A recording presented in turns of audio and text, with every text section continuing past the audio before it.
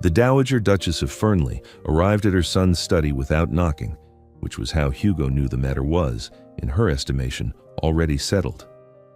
She carried a single sheet of paper, not a letter, but a parish record she had obtained through means she did not disclose, and Hugo did not ask after. She placed it on the desk between them with the care of someone laying down a winning card. "She cannot sign her name," the Dowager said. Hugo looked at the document. It was a baptismal record from the Church of St. Cuthbert's in the parish of Ascot, and beside the entry for Agnes Mary Birch, eldest daughter of Amos Birch, tenant farmer, there was no signature. Only a mark. A small, careful X pressed into the page with what appeared to be considerable concentration. "I see," Hugo said. "You see." His mother remained standing. She wore dove gray silk and an expression that suggested she had come not to argue, but to conclude. "She is illiterate, Hugo. The woman you intend to make Duchess of Fernley cannot read a menu card. She cannot write an invitation. She cannot manage correspondence with your tenants, your solicitor, your banker. She cannot read the household accounts." "She can manage accounts," Hugo said, still looking at the baptismal record. "She keeps her father's books in her head. 400 acres, 37 tenants, seasonal yields across 6 crop rotations. She told me the figures over dinner, and I had Plowden verify them against our own land records. She was accurate to the bushel." The Dowager's mouth thinned. "That is not the same thing." "No," Hugo agreed. "It is a rather more impressive thing. But I take your point. Then you will reconsider." Hugo lifted the baptismal record and held it toward her. "I will not." Was there anything else? There was not. The Dowager took the document and departed with it, and Hugo sat for some time afterward looking at the place on his desk where it had lain, thinking not of what his mother had said, but of the small, careful X that Agnes Birch had pressed into the parish register, and of the steadiness it must have required to make that mark in a room full of people who could do what she could not.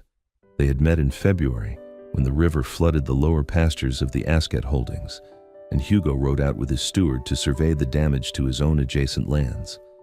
Amos Birch was already there, standing thigh-deep in freezing water with 2 of his sons, redirecting the flow with sandbags he had filled since before dawn. His eldest daughter stood on the bank above them calling instructions with the calm authority of someone who had done this before and expected to do it again. She was not beautiful in the way London understood beauty. She was brown-haired and strong-shouldered, and her boots were caked to the ankle with river mud. But she turned when Hugo's horse approached, assessed him without deference or alarm, and said, "Your drainage channel is blocked at the eastern culvert. If you clear it before noon, you will save the barley field. After noon, you will not."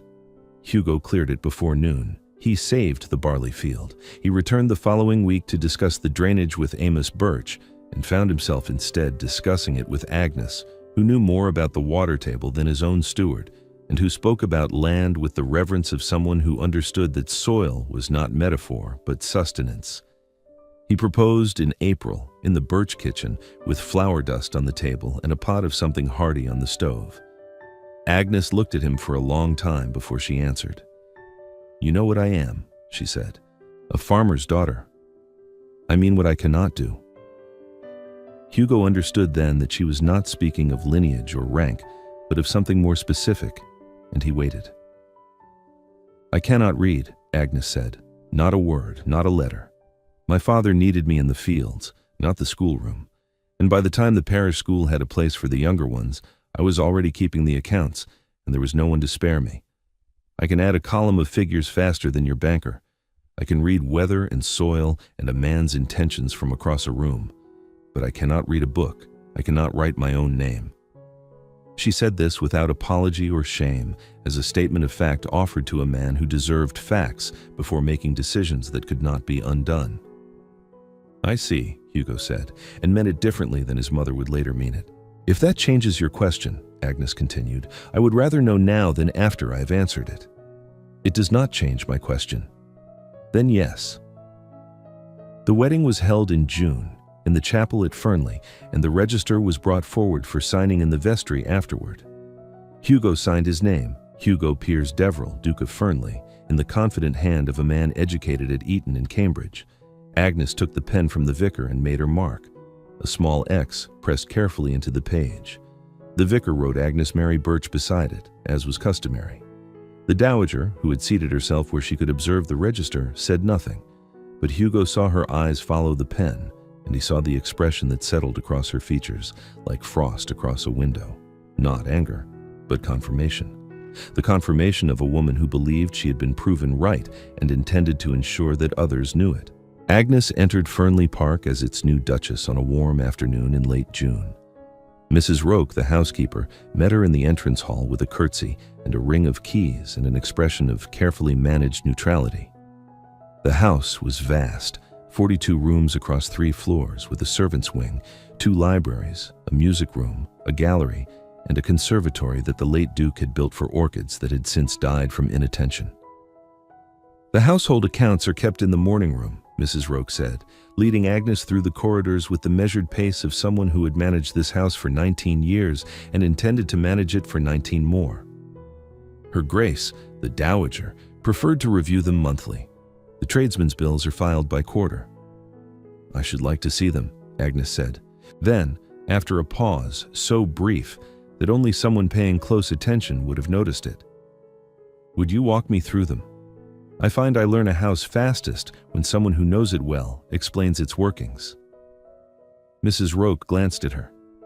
It was a careful glance, the kind that a woman who has served the gentry for 2 decades learns to disguise as something else. Whatever she found in Agnes's face, composure, perhaps, or the quiet dignity of someone asking for help without pretending she does not need it, it altered something in the set of her shoulders. "Of course, Your Grace," she said, and from that afternoon forward, Mrs. Roke read the accounts aloud each morning while Agnes listened and corrected figures from memory that the ledger had recorded incorrectly. But the accounts were the smallest part of it.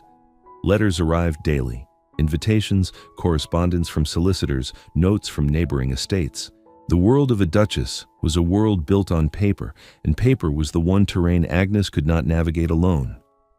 Plowden, the steward, a careful man with sandy whiskers and an instinct for discretion, began leaving documents on her desk with small verbal summaries, as though he simply preferred to discuss matters aloud.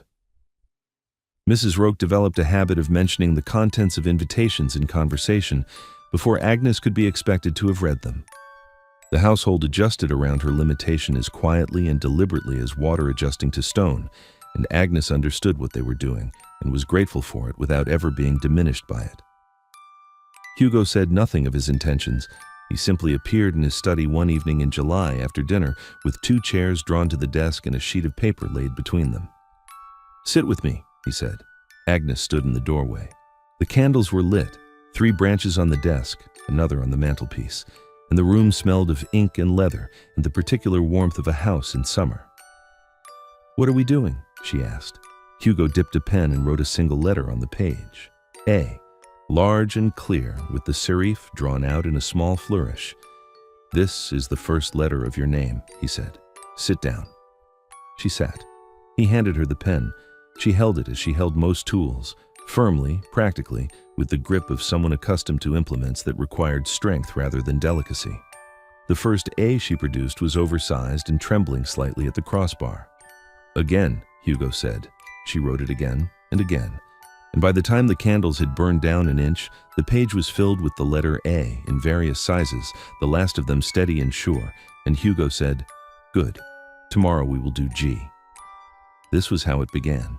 Every evening, after dinner, after the household had settled into its nocturnal rhythms and the servants had withdrawn, Hugo and Agnes sat together at his desk, and he taught her the alphabet. 1 letter per evening. He did not rush. He did not correct with impatience. He wrote each letter first, then guided her hand through the motion, then watched as she repeated it alone, and if it took 30 attempts before the letter was recognizable, he sat through all 30 without comment except to say again, or better, or there it is. He learned things about her in those evenings that he would not have learned in any drawing room or at any dinner table. He learned that she held the pen too tightly at first, the way she held a hoe or a bridle, and that when she concentrated, her lips pressed together and a small crease appeared between her brows that smoothed only when the letter came out right. He learned that she was fiercely impatient with herself, more impatient than he would ever have been, and that when a letter defeated her, she would set the pen down and flex her fingers and stare at the page with the expression of someone who had never in her life permitted a task to remain unfinished. He learned, too, that teaching someone to write is an act of extraordinary intimacy, more intimate than dancing, more revealing than conversation. Because in guiding her hand, he felt the resistance and the yield of her, the moment when effort became ease, and the letter emerged not from instruction, but from understanding. And because she permitted it, permitted him to see her struggle, permitted him to witness the gap between what she could do and what she could not yet do, and that permission was a form of trust more profound than any she had offered at the altar. By the end of July, the alphabet was complete. The letter Z, which Agnes regarded with the suspicion of someone who could not imagine a practical use for it, was nonetheless rendered with the same care as the letter A that had preceded it by 25 evenings. Hugo kept every practice sheet. He did not tell her this, and she did not ask, but Mrs. Roque, who emptied the study grate each morning, noticed that the ashes never contained paper covered in a careful feminine hand, and she drew her own conclusions. By August, she was writing words. Short ones first: cat, dog, sun, rain, field, barn, the vocabulary of the world she knew rendered in the symbols of the world she was entering. Then longer ones, then sentences that Hugo composed for her to copy and that grew as the weeks passed from simple declarations into something more personal. The dog sleeps by the fire. The garden wants rain. I sat in the library today and thought of the river. She copied each one with increasing fluency, and sometimes she would pause and look at what she had written with an expression that Hugo found difficult to name. Not pride exactly, though it contained pride, but something closer to recognition. As though she were meeting a version of herself she had always known existed, but had never been permitted to encounter. One evening in September, she finished a sentence and set the pen down and said, without looking at him, "Why do you do this?" It was not a question so much as an observation requiring a response, and Hugo considered it for longer than the words seemed to warrant. "Because you are my wife," he said, "and because you wish to learn, and because I find I cannot think of a better use for an evening than this." Agnes looked at him then. The candlelight caught the side of her face and threw the other half into soft shadow, and her eyes held something that she did not give voice to, but that settled between them like warmth from the grate, steady, sustaining, and entirely without demand. She was, as Hugo had suspected, formidably quick. The practical intelligence that had allowed her to manage 400 acres from memory translated readily to the page once the symbols were in place. By October, she was reading, haltingly, with her finger tracing beneath the lines, but reading. Hugo brought books from the library and laid them on the desk between them, and they read together in the evenings, his voice filling in when hers faltered, her voice growing steadier each night. The household knew. Mrs. Roque knew because she saw the ink on Agnes's fingers each morning and the pages of practice letters tucked into the escritoire in the Duchess's sitting room. Plowden knew because Agnes began asking him to leave documents rather than summarize them, and because her questions about the estate correspondence grew more specific each week. They said nothing because there was nothing to say. They simply watched with the quiet satisfaction of people who understand that dignity comes in many forms and that this was one of them. What the household did not know, what Hugo himself did not learn until later, was that the dowager had not confined her discovery to the single conversation in his study. She had mentioned it. Discreetly, of course. At a card party in the home of Lady Tremaine, she had observed, in the particular tone she reserved for facts she wished to disseminate without appearing to disseminate them, that the new Duchess was a charming girl, really very capable in her way, though one did wonder how she would manage the correspondence, given that she had been raised rather more practically than most. At a luncheon hosted by Mrs. Forsyth, she had gone further, not much further, but enough. "A mark," she had said, lowering her voice, "in the register, where one would normally expect a signature. The ton did not require more than this. Society is a mechanism that runs on implication, and the dowager's implications were precise." Within a month, the new Duchess of Fernley was understood, across 3 counties, to be unable to read or write, and this understanding manifested not in open cruelty. The ton was rarely open about anything, but in the particular texture of social interaction that tells a woman she has been assessed and found wanting. Invitations arrived, written in elaborate hands with unnecessarily complex phrasing. At a dinner hosted by Lady Carmichael, the conversation turned, with the seamless inevitability of something rehearsed, to the subject of novels, and every woman at the table was asked to name her favorite, and when the question reached Agnes, she was watched with the bright attentiveness of people waiting for a stumble. "I have not yet read widely enough to choose," Agnes said, with the composure of someone who understood exactly what was being done and had decided not to permit it to land. "Though I am told your library is exceptional, Lady Carmichael. Perhaps you might recommend a beginning." At a musical the following week, a note was passed to her, an invitation to take a turn at the pianoforte, written in a flowing script on cream card. The woman beside her watched Agnes receive it and watched with particular attention the moment Agnes looked down at the writing, and Agnes felt the weight of that attention like a hand pressing on the back of her neck. She looked at the card for precisely the length of time a literate woman would require to read it, and then she smiled and said, "How kind, but I shall listen this evening," and set the card aside, and the woman beside her learned nothing, and Agnes's hands remained steady in her lap through 3 more sonatas. She did not tell Hugo. Not because she wished to protect him from the knowledge. Hugo was a man who sat in the House of Lords and managed an estate of 12,000 acres. He did not require protection, but because telling him would have transformed the matter from something she was enduring into something that required a response, and she was not yet certain what response she wanted. She was accustomed to difficulty. She had managed a farm through drought and flood and a father's declining health. She understood that some things must simply be borne until they pass, and she bore this with the same patience she brought to everything, the patience of a woman who had learned, long before she learned to read, that the world does not rearrange itself to suit the wounded, and that composure in the face of cruelty is not weakness but a choice, made daily at considerable cost. Hugo learned of the Dowager's campaign in November from Plowden, who had heard it from the steward at the Tremaine estate, who had heard it from a footman who had been present when the Dowager first spoke.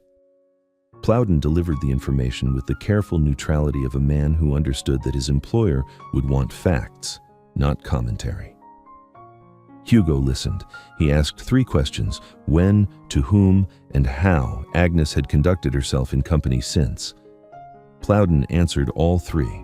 The third answer, that the Duchess had attended every engagement, spoken when addressed, and given no one the satisfaction of seeing her falter, settled something in Hugo's expression that Plowden recognized as the particular stillness of a man arriving at a decision he will not revisit. Hugo thanked him and sat alone in his study for the better part of an hour. On the desk before him lay the practice sheet from the previous evening, covered in Agnes's handwriting, steadier now, almost fluent. The letters formed with the quiet confidence of someone who had fought for every stroke and won. He looked at it for a long time. Then he didn't go to the Dowager's rooms. He went to Agnes. She was in the morning room, practicing her letters by the light of the tall windows. The afternoon sun came through the glass and lit the page beneath her hand, and she was writing, not copying now, but composing, slowly and with great care, a letter to her father in her own words, in her own hand. Hugo stood in the doorway and watched her write, and something shifted in his chest that he did not attempt to name, because naming it would have required admitting that it had not been there before, or that it had been there all along and he had only now recognized it for what it was. "You know what she has done," he said. Agnes did not look up. "Yes." "You did not tell me." "No." "Why?" Agnes set down the pen and looked at him. Her eyes were the color of autumn. Not the bright theatrical autumn of London parks, but the deep working autumn of fields after harvest, steady and rich and patient. "Because telling you would have made it yours to fix," she said, "and it is not yours to fix, it is mine to outlast." Hugo crossed the room and sat in the chair beside her. He looked at the letter she was writing. "Dear Father, I hope this finds you well. The barley stores should hold through February if the lower barn is sealed properly." The handwriting was clear and growing confident, each letter formed with the careful determination of someone who had earned every stroke. "It is both," Hugo said. "It is yours to outlast and mine to answer." He did not confront his mother. He did not raise his voice or deliver ultimatums or make scenes of the kind that would have given her the satisfaction of believing she had provoked a reaction commensurate with her efforts. Instead, he did something quieter, and to the dowager, far more devastating. He began bringing Agnes with him. To every dinner, every assembly, every evening gathering in the county, the Duke of Fernley arrived with his wife on his arm and introduced her with the unhurried pride of a man presenting something he valued beyond price. He ensured she was seated beside him at table. He deferred to her judgment on matters of land management in conversations with other landowners, and when she spoke about drainage and crop yields and the management of tenant disputes, the men who listened found themselves confronted with an intelligence so practical and thorough that the question of whether its possessor could parse a Latin epigram seemed suddenly and entirely beside the point. Agnes, for her part, did not perform gratitude for this. She walked beside her husband because that was where she belonged, and she spoke when she had something to say, and she listened when she did not, and she bore the residual whispers with the same composure she had brought to the flooded pastures in February. The composure of a woman who understood that water recedes and that the thing to do while waiting is to keep one's footing. The dowager's design revealed itself on a Tuesday in December. She had arranged a small gathering at the Dower House. 6 women of rank, including Lady Tremaine and Mrs. Forsyth, assembled in the drawing room with tea and a document that the dowager presented as a matter of family business requiring the Duchess's attention. It was a deed of trust relating to a charitable endowment the Fernley estate maintained for the parish school, an endowment that, by tradition, bore the Duchess's signature as patroness. The dowager placed the document on the table before Agnes with an expression of solicitous concern. "I do hope this is not too much trouble," she said. "It simply requires your signature. The trustees are waiting." The 6 women watched. The room was very quiet.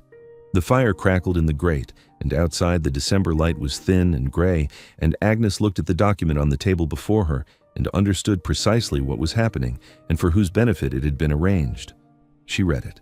She read every word, slowly, with the deliberateness of someone who has learned to read not through years of easy immersion, but through months of evening labor, one letter at a time, at a desk beside a man who never once lost patience. The room grew quieter still as it became apparent, to Lady Tremaine first, then to Mrs. Forsyth, then to the others, that the Duchess was not staring blankly at the page but reading it, her eyes moving steadily across the lines, her expression shifting slightly as she absorbed the legal language. "The endowment terms are acceptable," Agnes said. She looked up.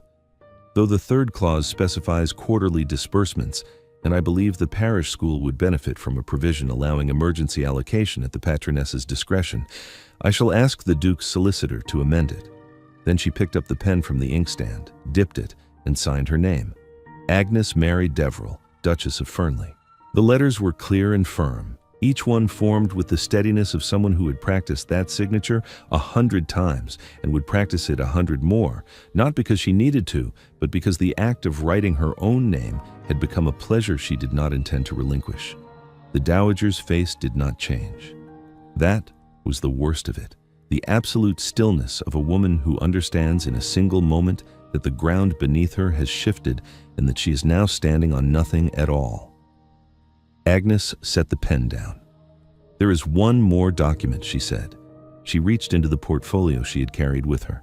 The portfolio the dowager had assumed was an affectation, a prop carried by a woman who could not use its contents, and withdrew a second deed. This one Hugo had drawn up with his solicitor in November, in the weeks after he had learned of his mother's campaign. It transferred a parcel of Fernley land, the 200 acres adjoining the Birch Farm, including the lower pastures that flooded each spring, into Agnes's name alone.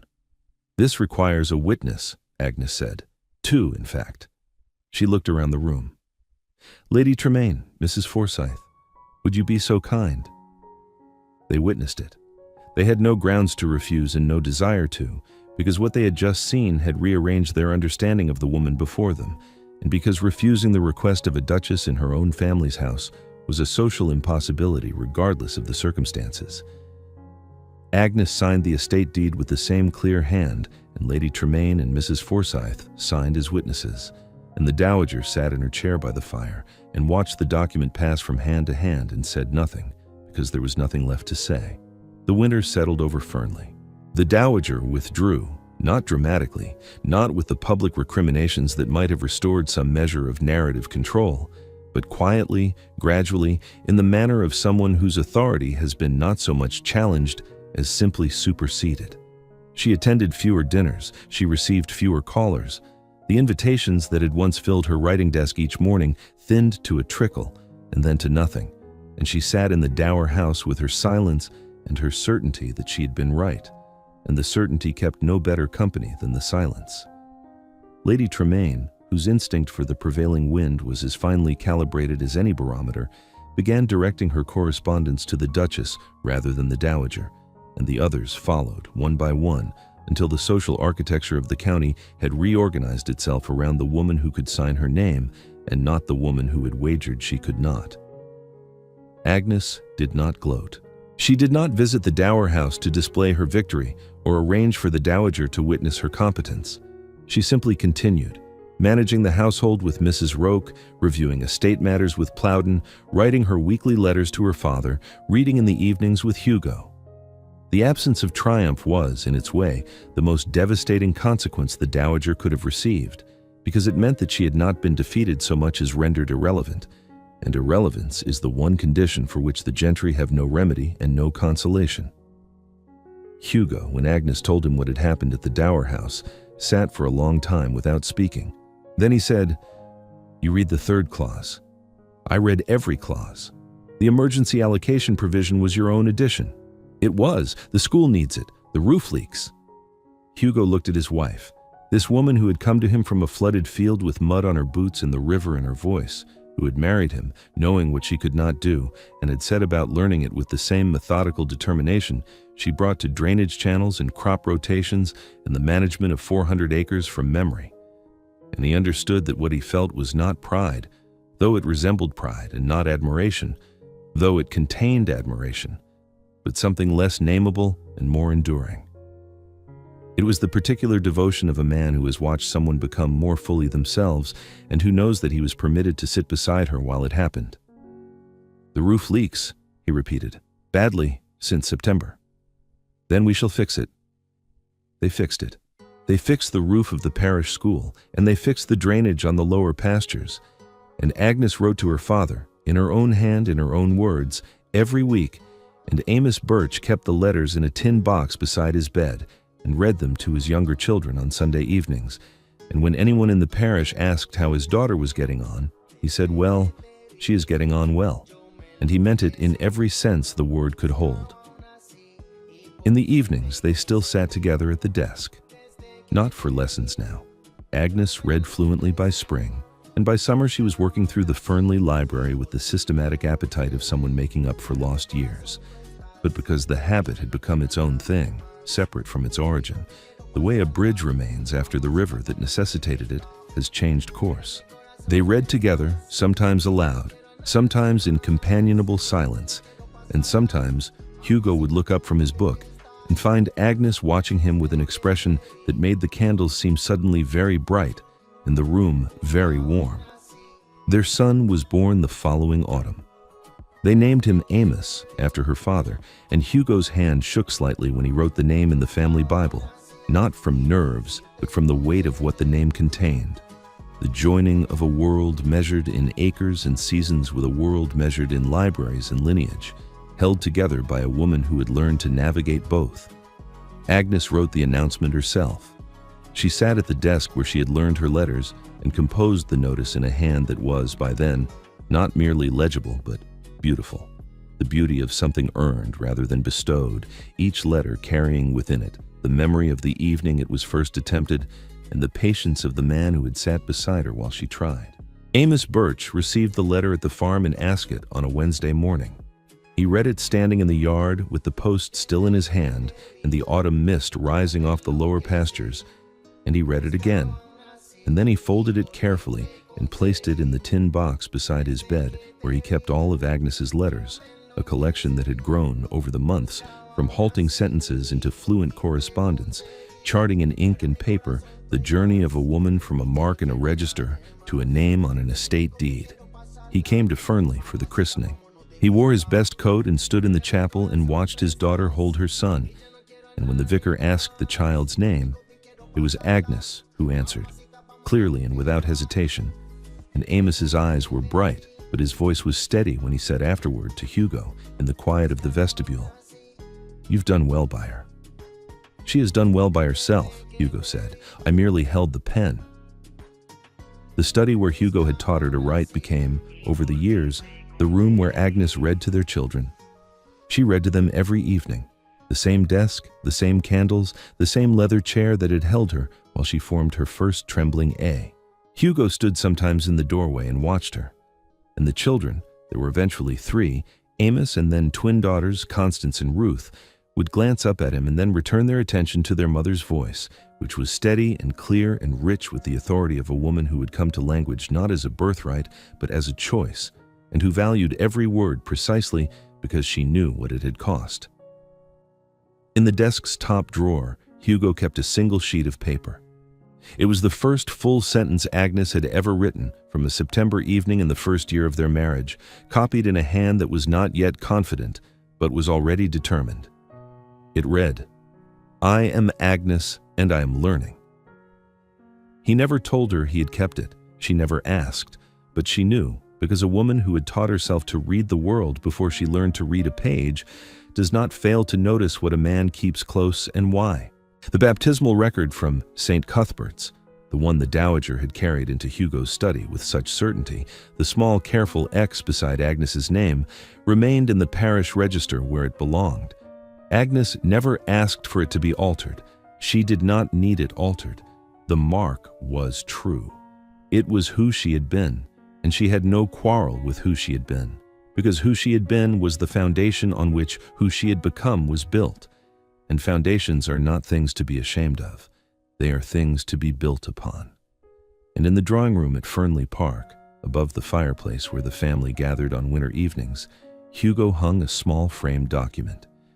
It was the estate deed, the one Agnes had signed at the Dowager's gathering in front of 6 witnesses, in a hand that did not tremble. Visitors sometimes asked about it, and Hugo would say only that it was a deed of some personal significance, and Agnes would say nothing at all, and the visitors would move on, and the deed would remain where it was. Proof, if proof were needed, that a name written by one's own hand, learned letter by letter in candlelight, is worth more than any name bestowed by birth. They arrive here, like a name written for the first time in one's own hand, whenever they are ready.